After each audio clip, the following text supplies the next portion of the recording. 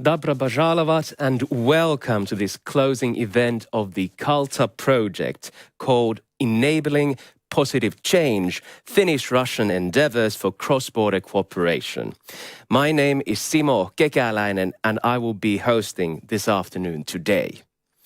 CULTA, which comes from the words Cultural Training and Activation Initiative, started in the autumn of 2018, and after 3 years of implementation, the project is just about to end.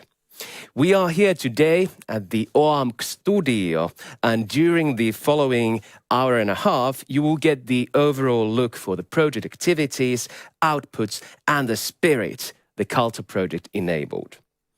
There were 4 organizing partners involved with this project: Oulu University of Applied Sciences and Southeastern Finland University of Applied Sciences, KSAMK, and Petrozavodsk State University and Karelian College of Culture and Arts from Russia.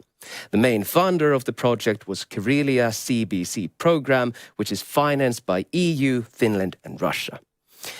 And today, because of the COVID-19 pandemic and restrictions for traveling, we have 2 of the partners here in the studio and 2 partners and their supporting troops in a remote studio in Petrozavodsk, Russia. So let's give a warm welcome to project managers Katriina Klemola from OAMK. Hello. Silja Suntola from KSAMK. Hello. As well as Denis Pichikov from the State University of Petrozavodsk. Hello. And Oksana Konopliova from the Karelian College of Culture and Arts. Hello, hello everyone. So, let's start off with a couple of questions for the Finnish partners. Katriina Klemola, can you tell us what were the goals of the CULTA project for these 3 years? Well, thank you. The mission of the project was to develop competencies and skills of actors in the creative industries. And we tried to target especially higher education students, cultural professionals, and, young people in general. And, we did many kinds of activities. Mm-hmm. We organized lots of events, workshops, which were really interactive workshops where they developed new services and products. And the main thing in our activities was to build this cross-border cooperation between Finland and Russia. Sounds like it's been an eventful 3 years. Silja Suntola, do you want to add something to what Katriina has already said?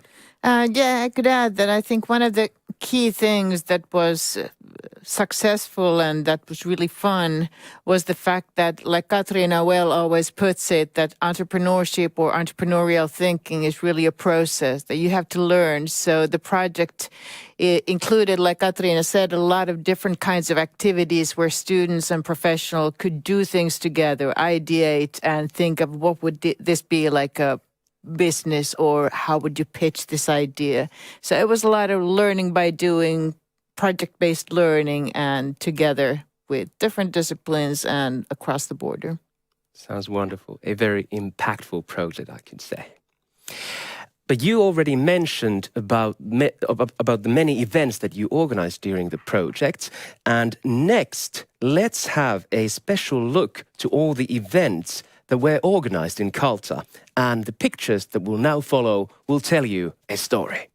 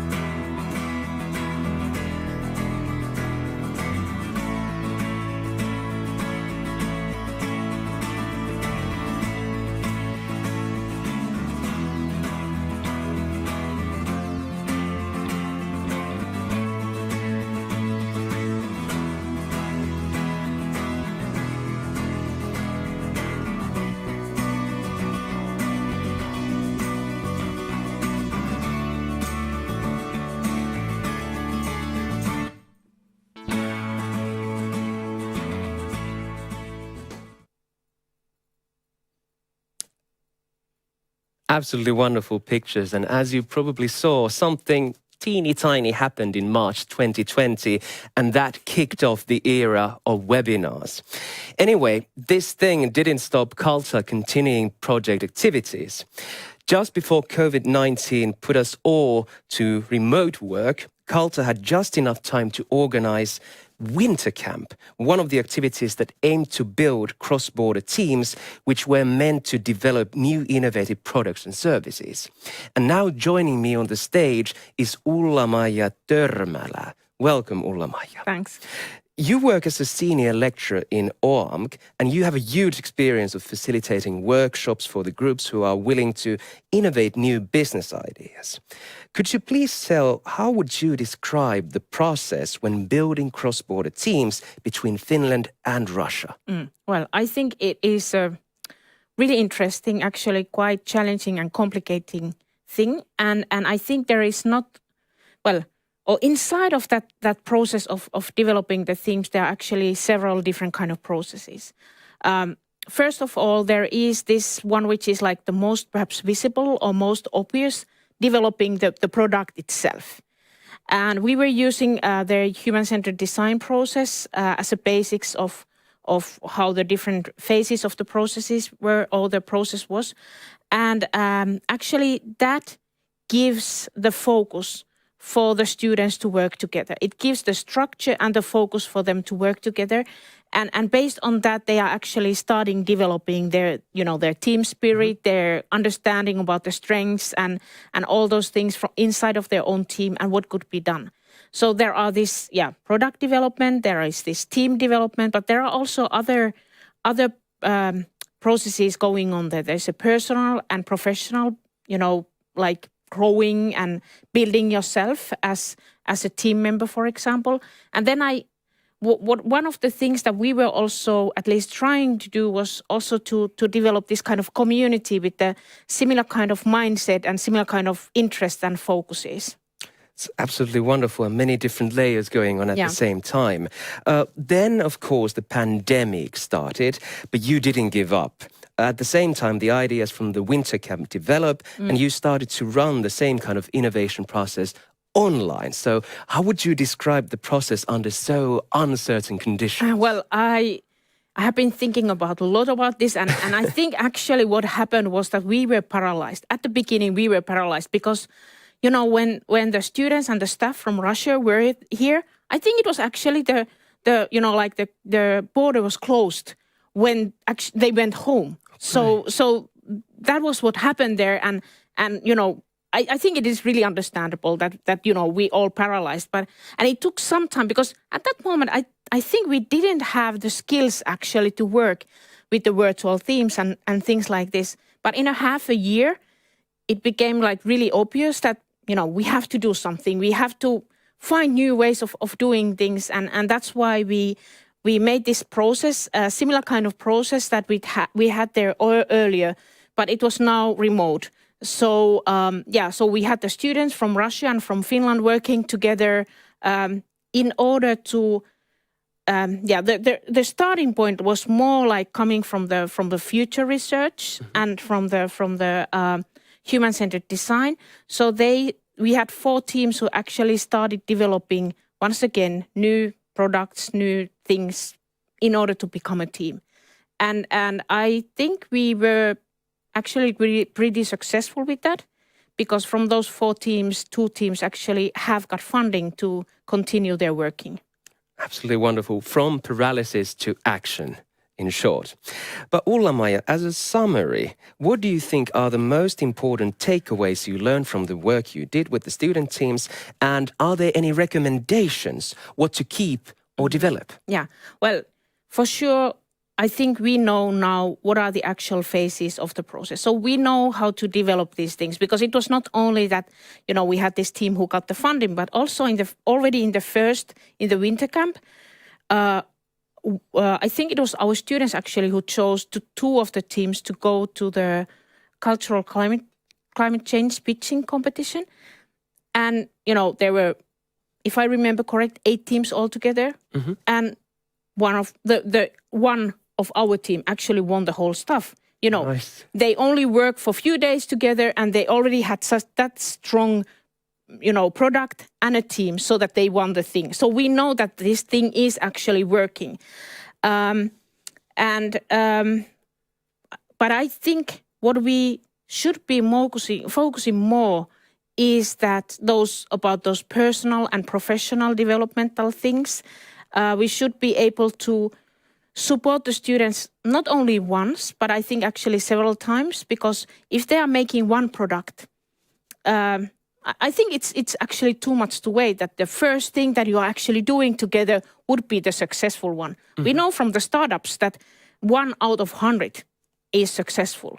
So there should be more possibilities for the students to work in this way. And if they want to develop the team to continue doing stuff together.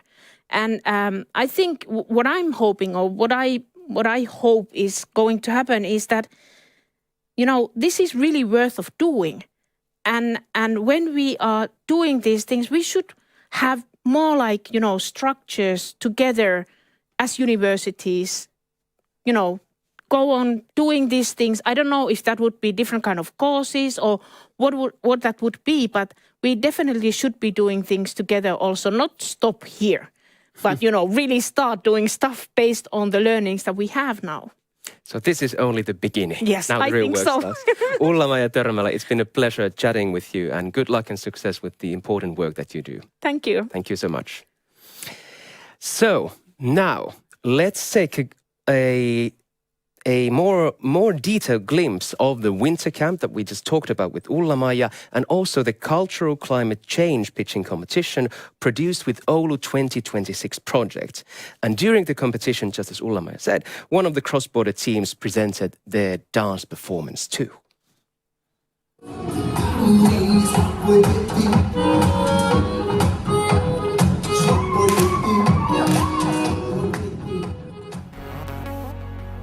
All right, so good to have you here. You had a long journey to travel here from Petrozavodsk. Yeah. We call this CULTA Winter Camp. That's what we are going to do. Okay, so what is going to happen now is that we do some stuff to get to know each other.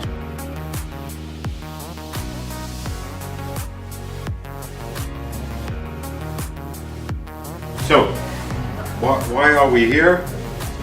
We're here because we want to have better ideas, developing products and things.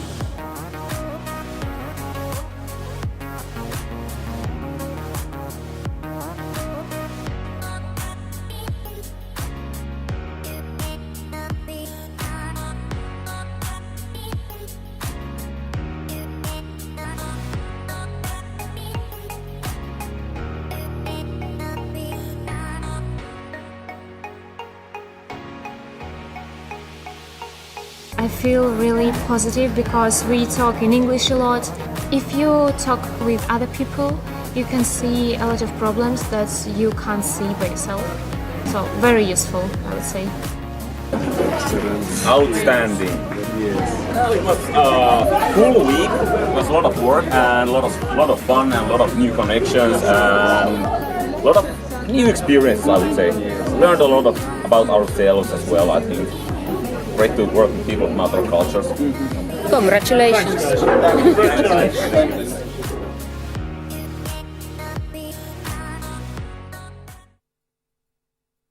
Outstanding was the word we heard from the video, and I think those memories will be treasured in everybody's heart forever. But now it is time to take a call to Russia, and there we should have Mr. Denis Puchikov from the State University of Petrozavodsk. Denis, привет. Can you hear me? Привет. Hello, all. First of all, our best greetings from the boiling point of Petrozavodsk State University. Here we have other team members of the CULTA project team on the Russian side, and we have a great pleasure to see and to hear our colleagues from Oulu. Once again, greetings. Hello. Greetings, hello. Wonderful to have you here. Denis, if I can ask you, could you please describe the project activities that were implemented during these 3 years? Absolutely. I'm happy to inform and to report on the activities which we have had for 3 years. period of project running, but kind of it would have been a long story to explain all of the activities, as you understand. Therefore, I would probably concentrate on the main ones, which are, in my viewpoint, would be kind of the central ones and perhaps the most important ones for the success of the whole CULTA project. And here I'm talking about the two major aspects to which I would like to draw your attention. The first one is the training and consultancy activities which we organized during the course of the project. And the second one, it is a kind of the importance of cooperation with other projects, but I'll explain, one by one. I believe it is rather natural for us representing the educational institutions to pay much attention to the capacity building of people working in the field of, in this case, in the creative industries. Therefore, from the very beginning, the CULTA project has been really focused on the training and consulting activities, having them in the center as the core values for our beneficiaries and stakeholders. For the period of 3 years of project running, quite much attention has been paid to the to organizing a really practical, very practical oriented training activities, including the training sessions, webinars, in-service training programs, short-term, practical, seminars. All in all, we have covered approximately, or at least 300 representatives of the professional community, meaning here the cultural professionals, tourism professional people working, managers working in the field of hospitality and cultural services. The training activities have been organized both in the offline forum and also in the online forum. Well, as you understand, we have suffered from the COVID-19 pandemic, which made it impossible to run activities in the face-to-face forum, I would say. So we were supposed to organize the things in the online format, then having different seminars and webinars and the online seminars. But before that, back in 2019 and then also in the beginning 2020, the approach of the CULTA team was to bring the training services right on site, right in the place.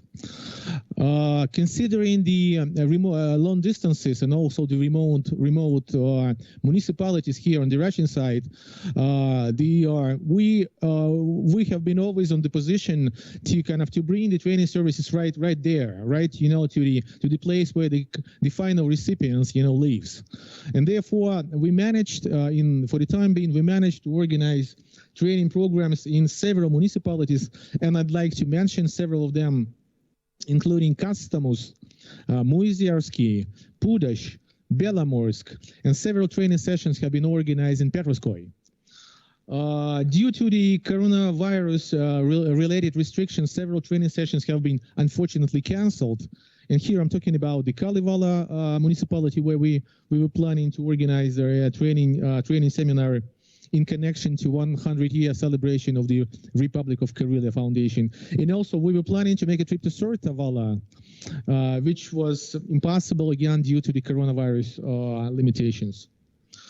Well, again, keeping the long story short, I would love to say that we have, talking about the content of the training programs organized for the time being, I am pleased to say that the range of the questions raised, the range of the topics covered in the training programs have been very, very high.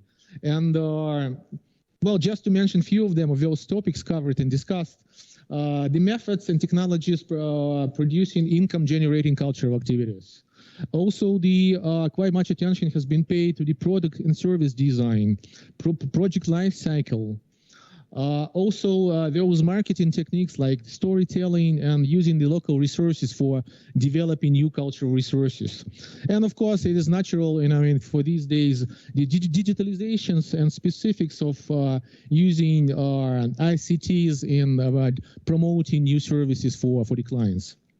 Well, again, keeping a long story short, I'm happy to say, I'm proud to say that we are we have organized a really high quality educational training services for many professionals working in the cultural settings on the Russian side and also on the Finnish side.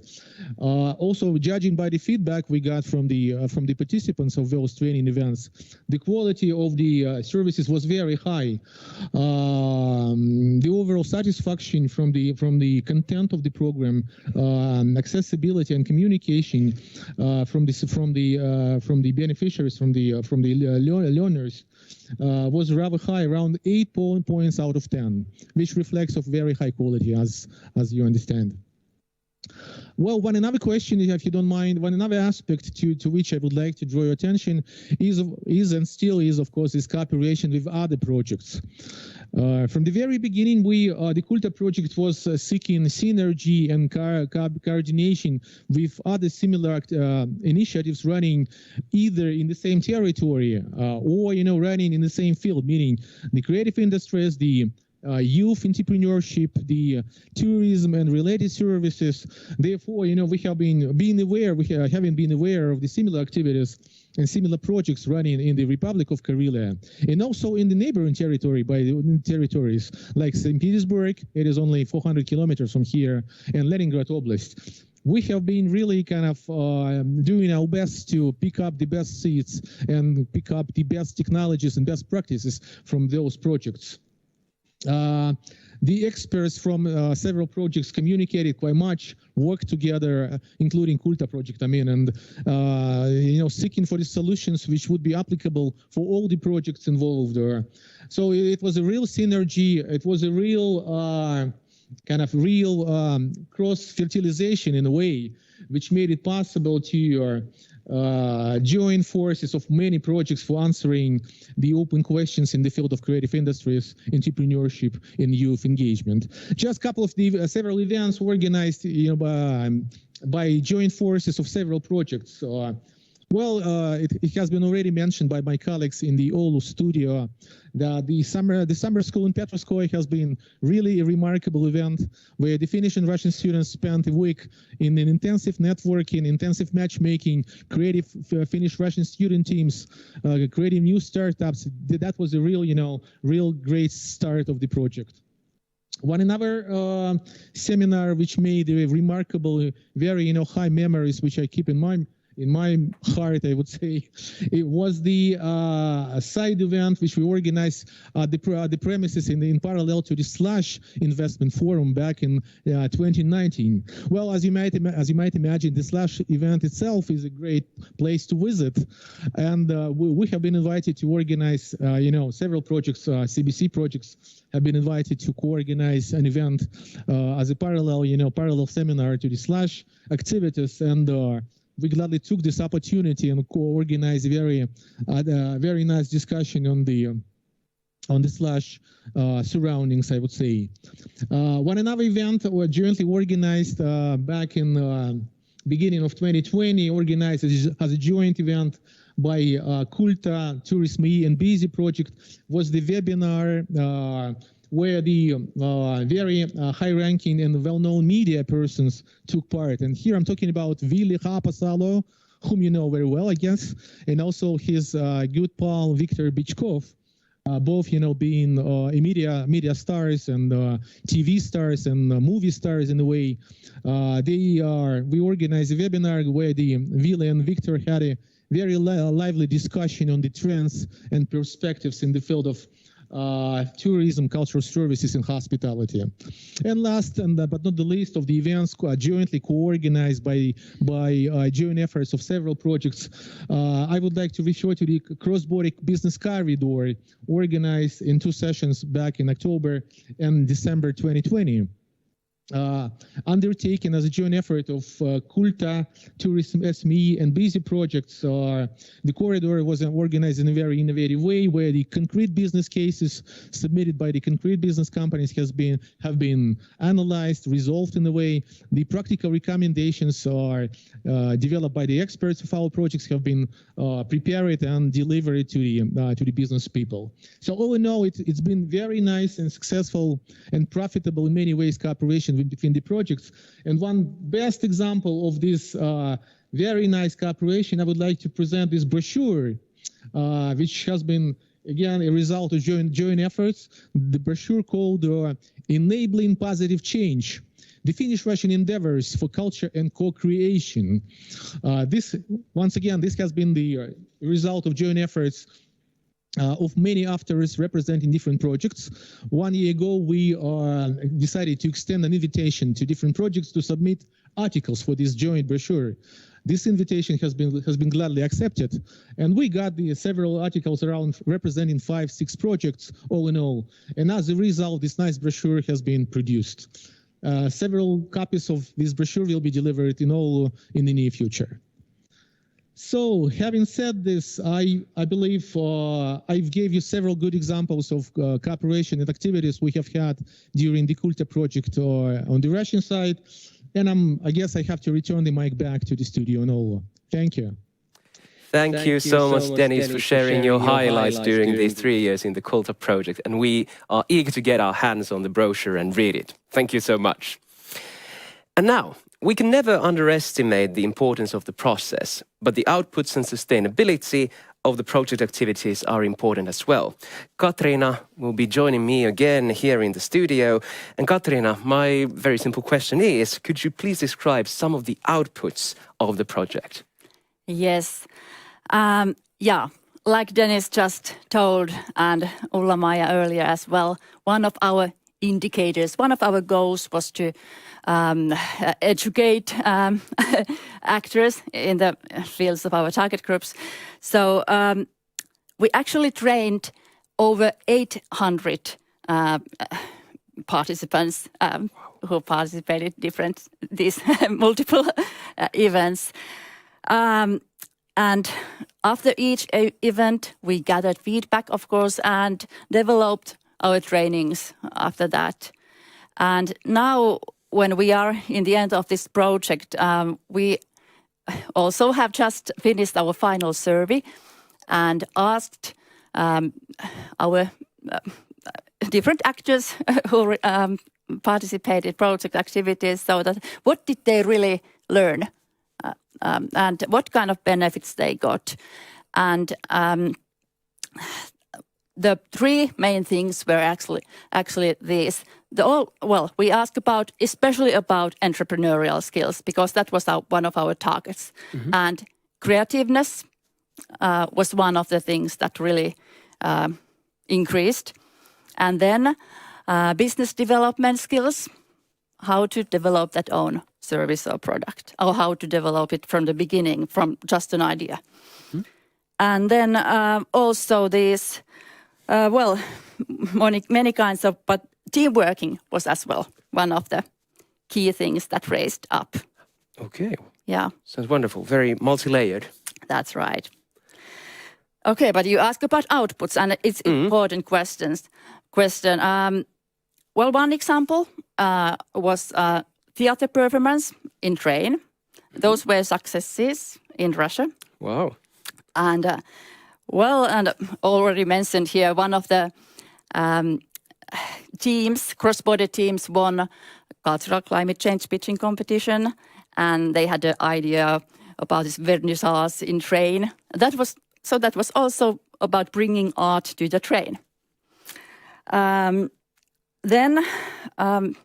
like I said, many of the student teams and professionals developed the idea during the project further and further. Some of them got financing as well. And, one example, for example, is ecological dock loads. And, in general, many cultural professionals as well developed very well their services during our trainings and workshops.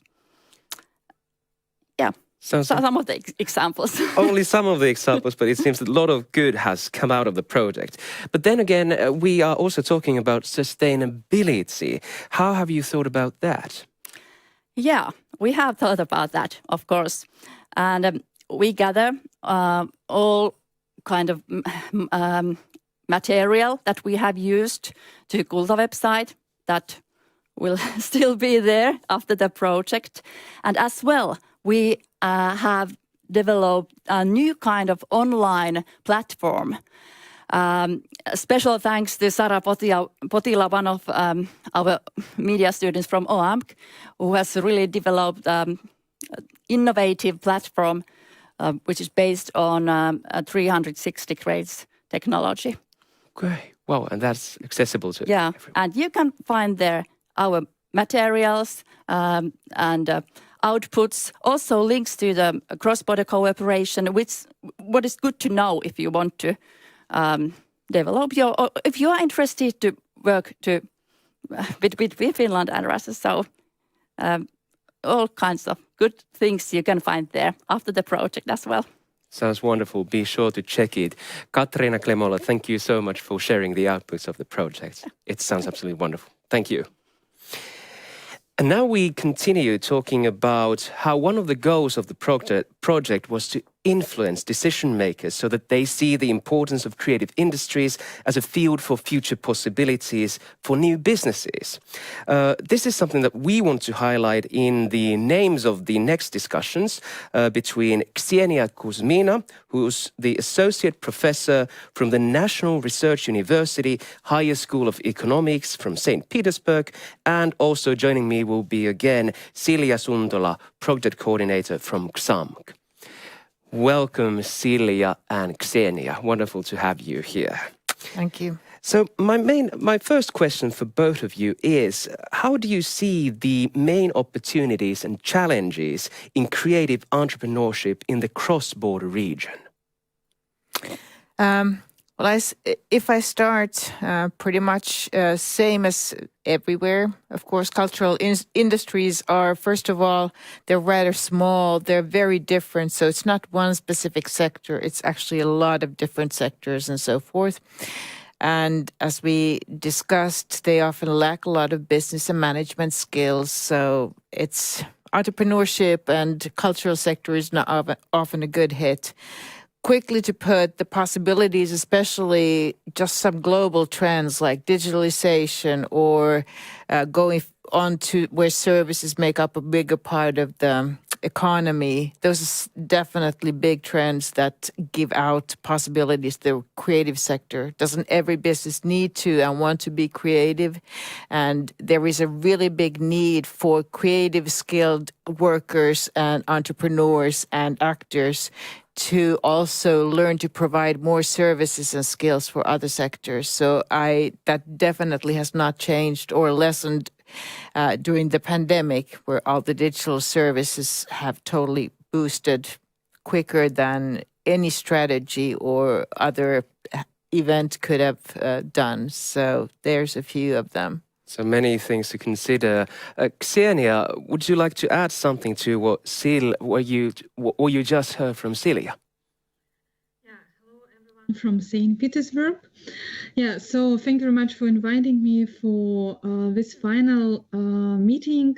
And I want to say that in general, when we speak about the development of creative industries in Russia and especially in cross-border region, I want to say that within the last 6-7 years, in general, the development of creative industries in Russia started to be in progress. Yeah, so when we started to study the topic of creative industries in the beginning of 2014, we were speaking mostly about development and revitalizing of abandoned buildings. Yeah, but now finally we start to speak about workers, about professions, about skills, and about competences.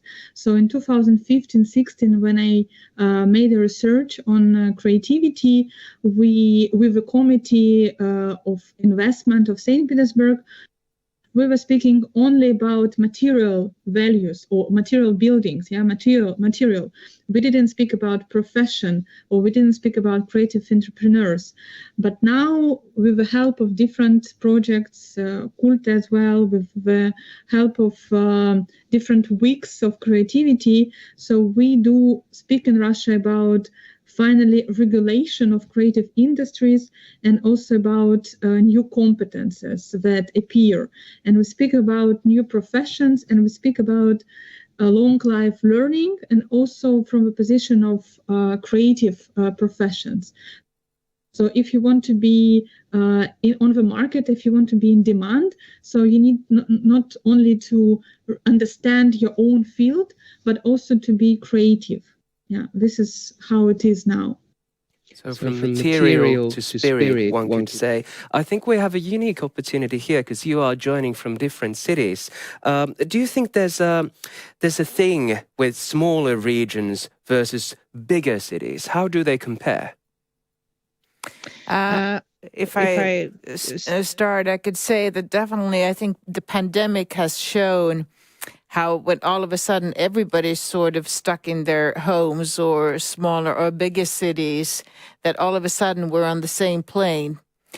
And at the same time, since we're sort of forced to use Teams or virtual tools to be in contact, it has sort of become just more of a habit to everybody to call somebody Paolo in Italy or Per in Sweden.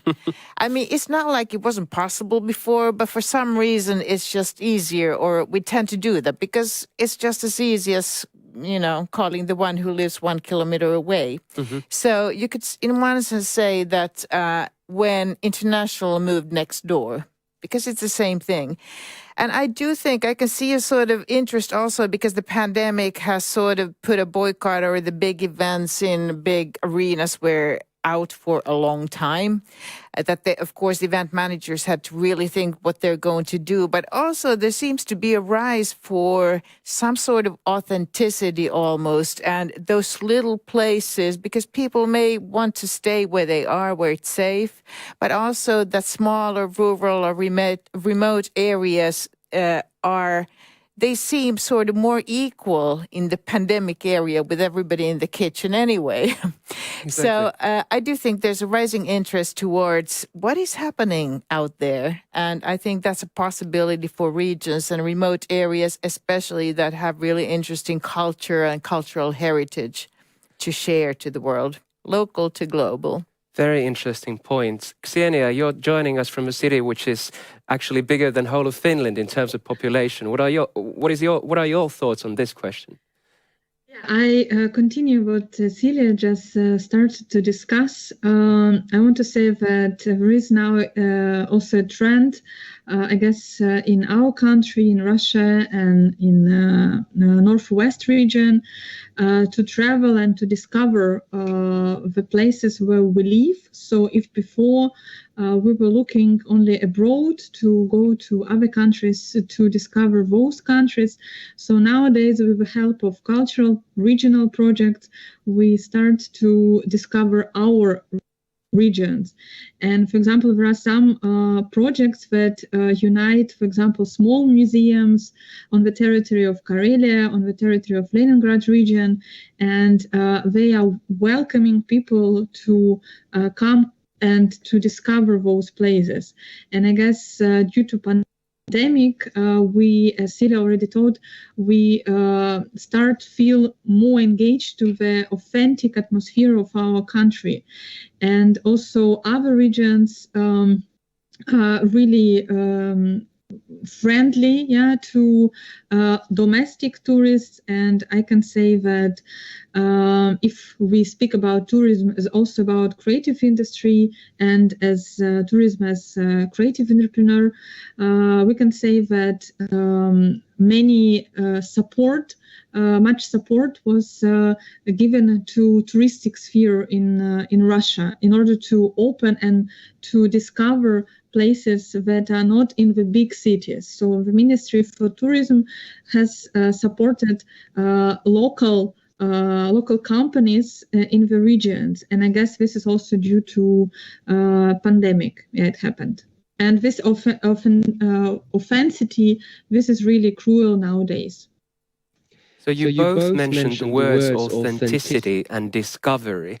And I think I'm going to be challenging you a bit here. Are we just discovering something that was hidden in plain sight? Or has the pandemic actually changed the role and paradigm of what culture is? What do you think about this? I think that's a good question. And I don't think it has in essence changed. I think it has just emerged. I think now when culture put a lot of questions and always force of sort of challenges, we sort of go back to the very basics questions. Some could also say that arts and culture always, in the end, at some point, we go back to the existential questions almost. What is important in life? What is really valuable? And the values, identity, authenticity always are there, which is why this sort of business thinking sometimes is considered to be opposite. It might not be, but in any case. So I don't think it's anything new, like totally new. It hasn't changed, but I think it's rising. It's surfacing at times like this. Very important points. We're getting really philosophical here. Ksenia, what are your thoughts on this?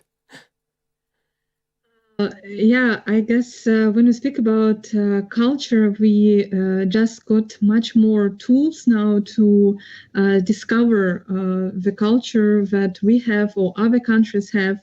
And with the help of online broadcasting and the access to different digital platforms, so we just started to have more access, yeah, and actually to discover more and more interesting products and interesting museums and theaters.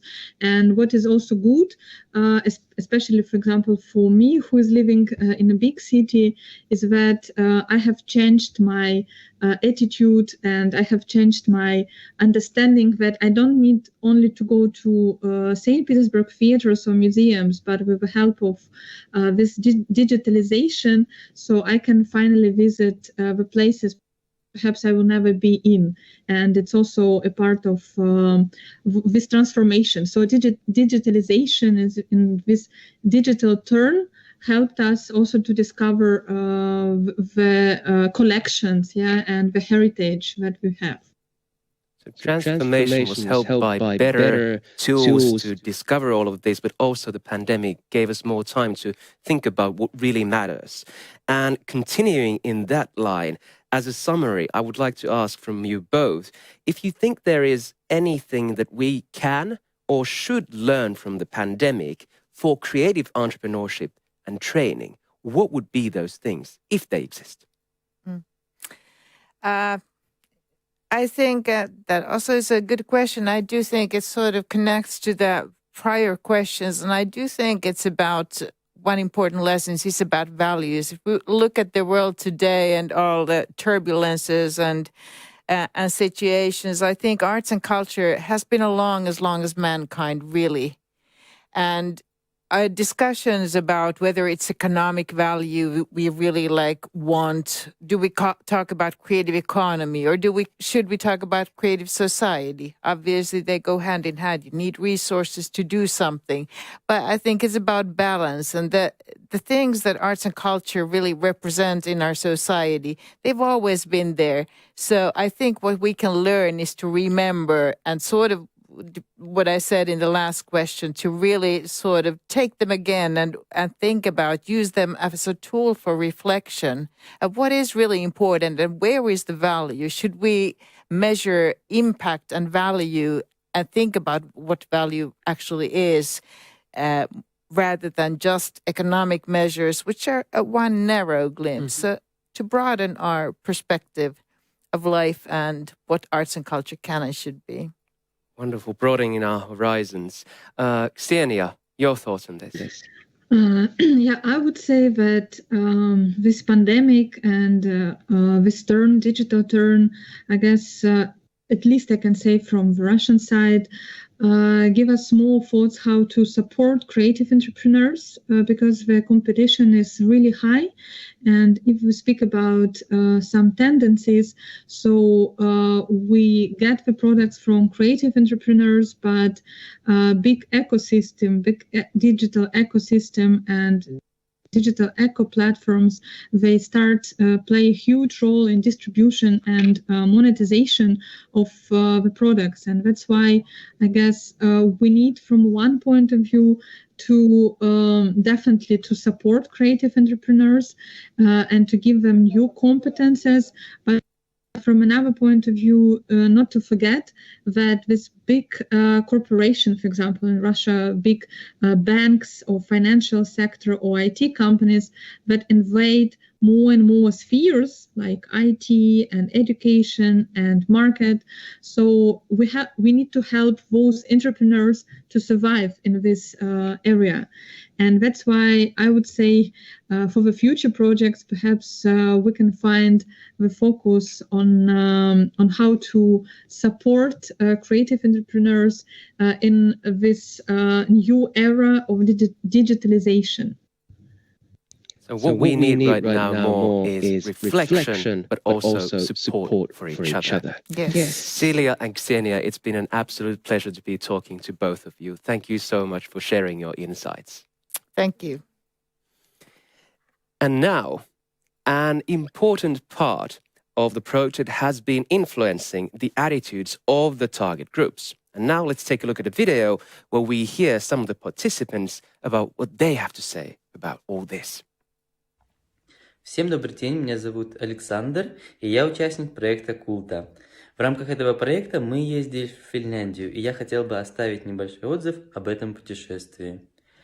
Поездка в Финляндию в рамках проекта – это была культурная и эмоциональная встряска. На самом деле, потому что Финляндия – это страна со своей образовательной философией, со своей мыслью, со своими стратегиями.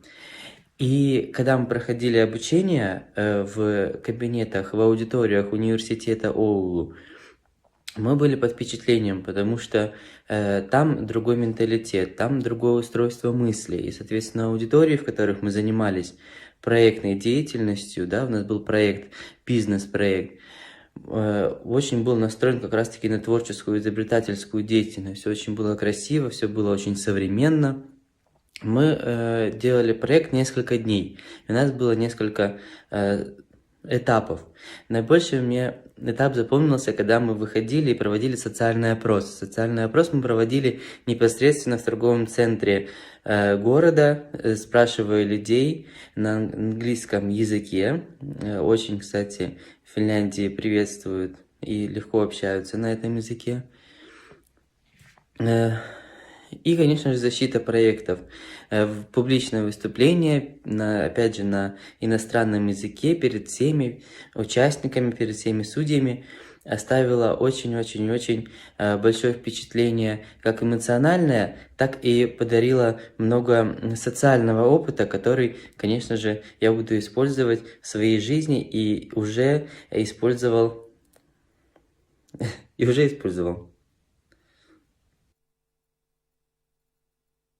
Hello!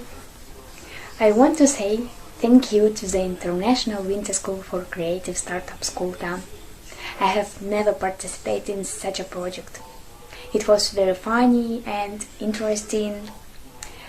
I was amazed that the students were polite and they helped if there were any difficulties. They are in no hurry and do everything efficiently. In a few days, they become my family. I got acquainted with Finnish culture and bright students. I learned to quickly and easily find a common language with different people. And I want to say a big thank you, and I wish everyone further development. That's all. Bye. Hi, I'm Kate. I'm from Russia. I participate in CULTA Project School in winter 22 in Finland. It was an incredible experience for me. I met very interesting people. Most of all, I liked the training program with Finnish coach. Also, it was my first trip in Finland. Thank you, CULTA, for this experience. Hello, my name is Olga. I participate in Summer CULTA project and Winter CULTA project in Oulu. Everything was at a good level. I have gained new knowledge, new experience. I have new friends, also Finnish friends. After summer school in Oulu, I was able to develop an idea using new knowledge in the field of business and marketing. The idea was supported and our team won a grant in cultural climate change. Our project was named Combining Art with Sustainable Transportation. I want to say hello to my Finnish friends and want to say thank you to the organizers and speakers, also our teachers, for this experience. Thank you. Hi, my name is Olesya. I'm from Russia and I am studying in Karelian College of Culture and Arts. I was a participant in pitching of Oulu 2026.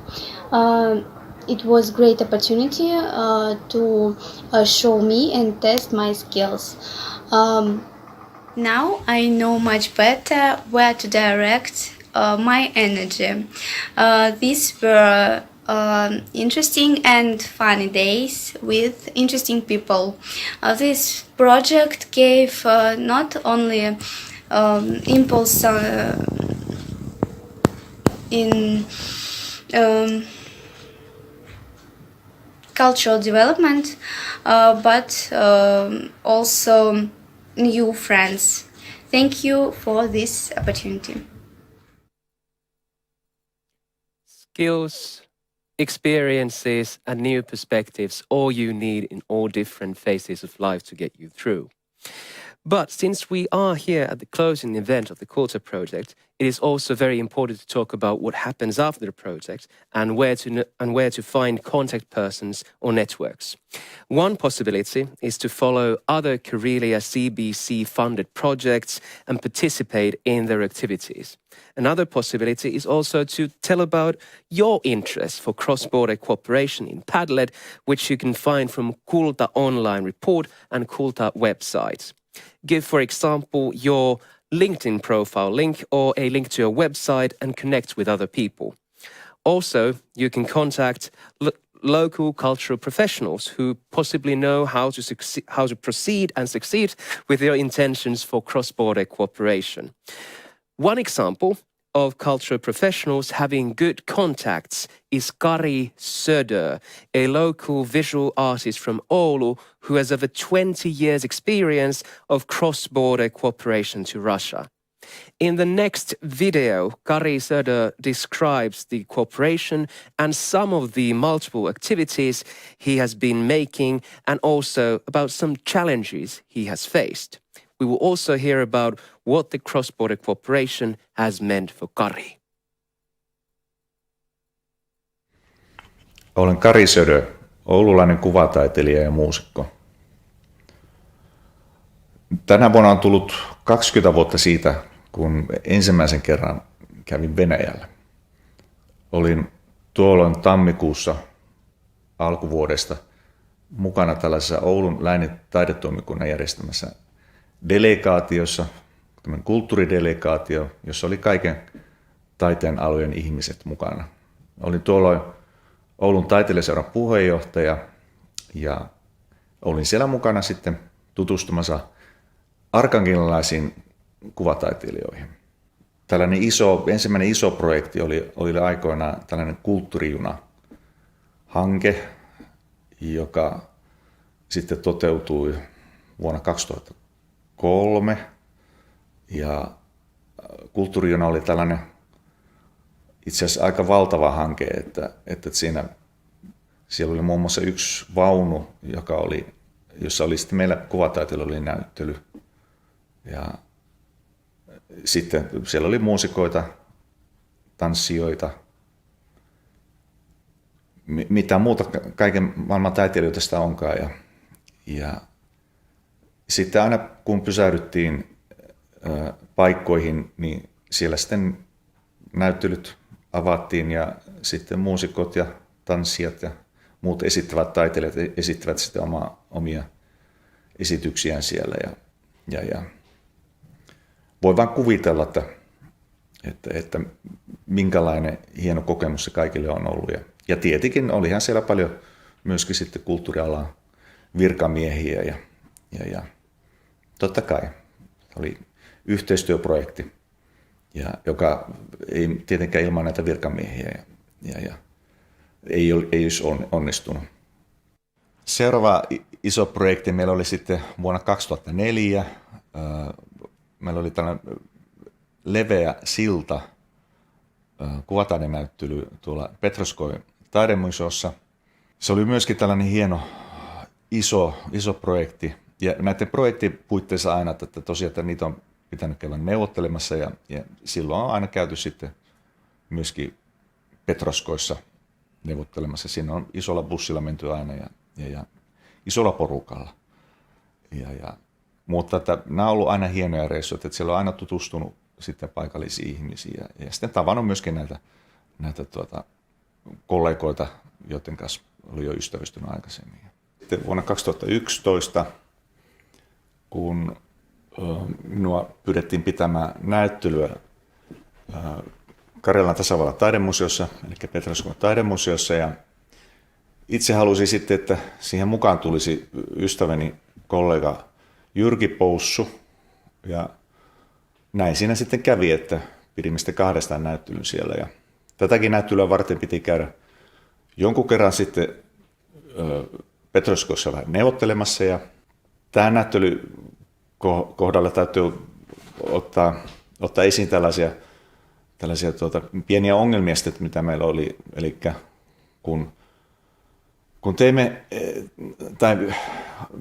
siis tämä byrokratia oli ihan mahdotonta, eli meidän piti tehdä tällaiset atakarnet paperit näistä teoksista, mitä me veimme sinne, ja se tarkoittaa sitä, että kaikki työt piti kuvata ja punnita, ja kaikki piti 3 kielellä, suomeksi, venäjäksi ja englanniksi kirjata ylös.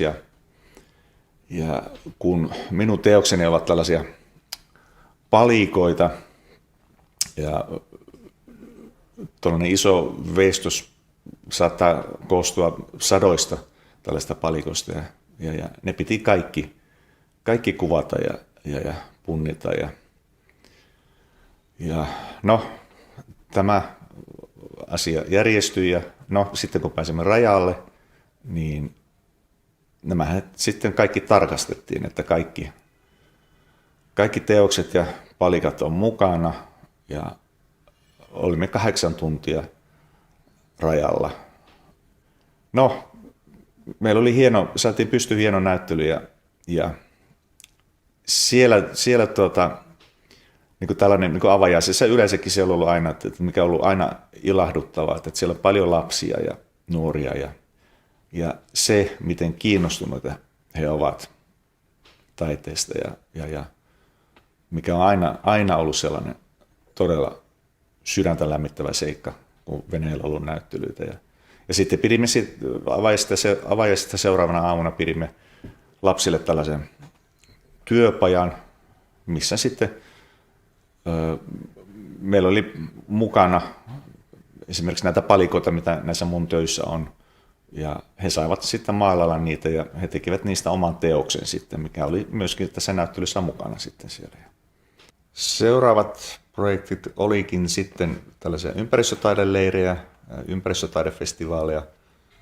Sitten tämän 2015 jälkeen on oikeastaan niin nämä projektit on olleet sitten vähän erilaisia, koska siinä vaiheessa loppui tämä taidetoimikunnan rahoitus, koska taidetoimikunnan toiminta muuttui.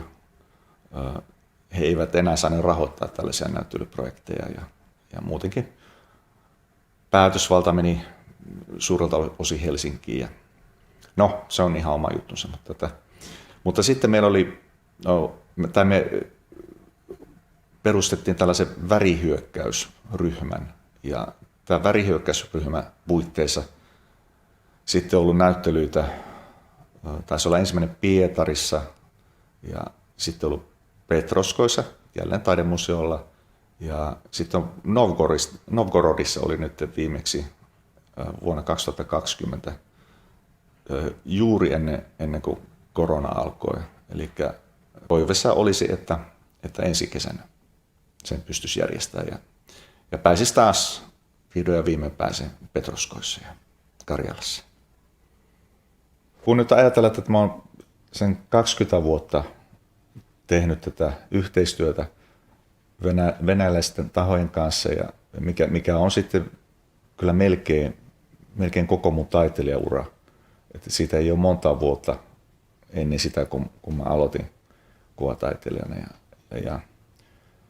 Niin mitä kaikkea se on mulle merkinnyt sitten, niin kyllähän se on ollut merkitys suunnaton, että olen ystävystynyt monien taiteilijoiden kanssa siellä ja jostakin on tullut todella tärkeää minulle ja ollaan tehty yhteistyötä kyllä koko ajan tässä näiden vuosien varrella ja myöskin vastavuoroisesti, että sieltä on aina tullut taiteilijoita, mutta se, että he ovat täällä käyneet ja on ollut näyttelyä ja muuta projektia ja sitten me ollaan käyty siellä Venäjän puolella ja myöskin ei pelkästään Petroskoissa, että on oltu Pietarissa ja sitten näissä ympäristöpaikoissa mutta että kyllä se on ollut erittäin merkityksellistä ja muutenkin sitten, että on tutustunut kulttuuriin, joka toisaalta on hyvin samanlainen kuin meidän, mutta että toisaalta on niin erilainen. Ja on myöskin nähnyt sitten näiden vuosien varrella, että miten asiat Venäjälläkin on menneet välillä parempaa ja välillä pahempaa.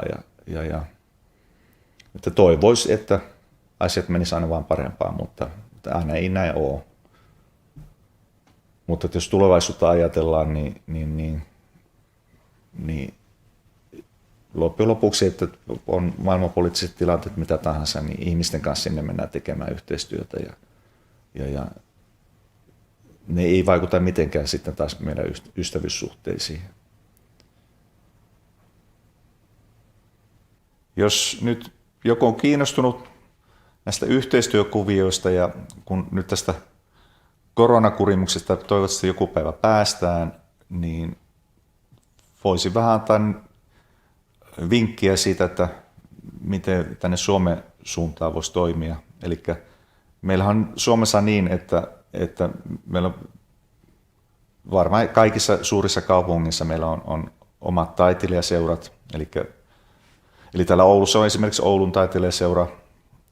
Siellä tuolla idempänä rajanpinnassa on Joensuussa on esimerkiksi Joensuun taiteilijaseura. Ja näihin seuroihin kannattaa ottaa yhteyksiä. Ja sieltä varmaan löytyy aina joku henkilö, joka onko sitten puheenjohtaja vai kuka on, joka vastaa näistä asioista, niin saattaa tarttua asiaan ja viedä asiaa eteenpäin. Mutta sitten myöskin Karjalan puolella Petroskoissa niin henkilö, joka on varmaan kaikista eniten siellä tehnyt yhteistyötä suomalaisten kanssa, on Vladimir Zorin, joka on taas sitten myöskin Karjalan taiteilijaliiton puheenjohtaja. Ja hänen kannattaa olla yhteyksissä ja sitä kautta voi olla mahdollisuuksia päästä näihin yhteistyökuvioihin. Mukavinta näinä vuosina on ollut tietenkin nämä kaikki näyttelyprojektit ja hienot ympäristötaidetapahtumat ja kaikki se, mitä niiden puitteissa on koettu. Mutta kyllä se kaikista mukavinta on ollut sitten ihmiset. Ihan näin niin kuin yleisestikin, mutta sitten nämä rakkaat ystävät ja kollegat, joihin on siellä tutustunut. Että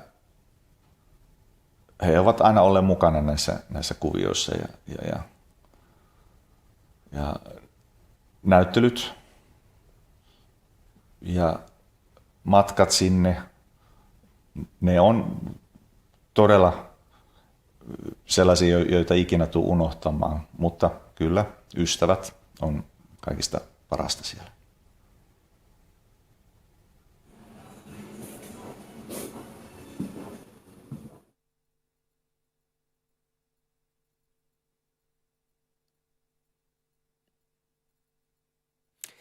What a story and such experiences. When it comes to cross-border cooperation, Kari has truly gone the distance. So let him be our example what long-term cross-border cooperation can give you. But also, let us bring to the limelight Oksana Konopliova from the Karelian College of Culture and Arts, who wants to encourage us all for cross-border collaboration. We will now hear her tell about the inspiration that the collaboration gave during CULTA activities, as well as why CULTA attracted so many students. Oksana, there you go. Hello everybody. CULTA project has been filled with interesting and bright events for 3 years. A lot of them were attended by students from Petrozavodsk and Oulu. Some time ago, we saw a video feedback from students about their participation in the project.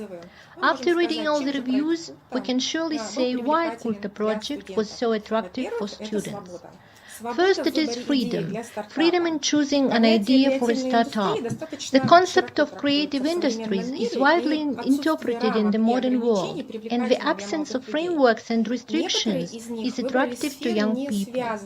Some participants turned to areas which are not related to their training profile, and it allowed them to open up in a new way.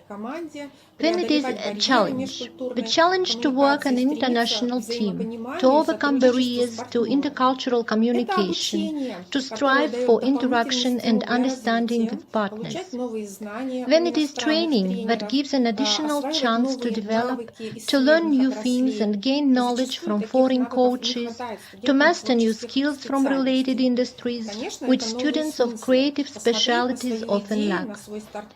It is a new meaning, a new look at the idea in the context of a different culture, new approaches to the development and promotion of a startup. And of course it is inspiration, a creative boost from communication, learning and international collaboration. We can say for sure about the importance of CULTA project and international cooperation in general for the development of opportunities and capacity building of each participant. And as Russian students noted, the project gave an impulse to look at the possibility of professional self-realization, making new products and services in creative industries from a different angle. I wish all students to continue being in search, building up their potential, keeping contact with Finnish participants, finding new partners, and not losing inspiration. Now we've heard and seen at least a glimpse of all the countless activities, spirit and impact CULTA has done during its 3 years of implementation. And to see more of those actions and to learn about tools for cross-border cooperation, go to the CULTA webpage and follow other KareliaCBC funded projects. Cross-border cooperation has so much to give us. And before we end this broadcast, CULTA wants to thank all participants of the project activities, partners, and every single person who has worked for the project. Thank you, большое спасибо. And now, as the closing act of this broadcast, we will see dancing greetings from Russia. This video is very symbolic and it reflects the situation with the pandemic. The performance is called Telephone Gnosis, and it's composed by Vitalina Bessarabova. And there is a story behind this performance from the composer, and we will be reading it to you right now. Since I live far from home, I constantly call up with my parents and talk for hours about what is happening in our life.